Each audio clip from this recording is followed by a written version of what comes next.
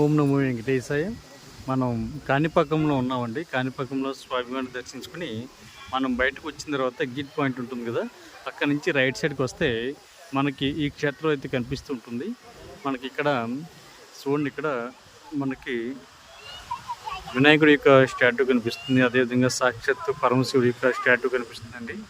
ఇక్కడ చాలా బాగుంటుంది, చూసారు కదా.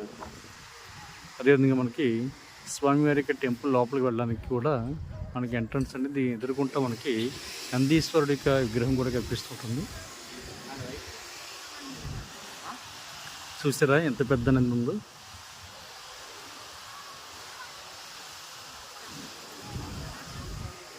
కాణిపాకు వచ్చినప్పుడు ఖచ్చితంగా ఈ ప్లేస్ని విజిట్ చేయండి, చాలా బాగుంటుంది. ఇక్కడ ఫొటోస్ కూడా ఎక్కువగా తీయించుకుంటూ ఉంటారు. అది మనకి కాణిపాకం స్వామివారి యొక్క మెయిన్ ఆలయ గోపురానికి సమీపంలో ఉన్న గోపురం అంటది.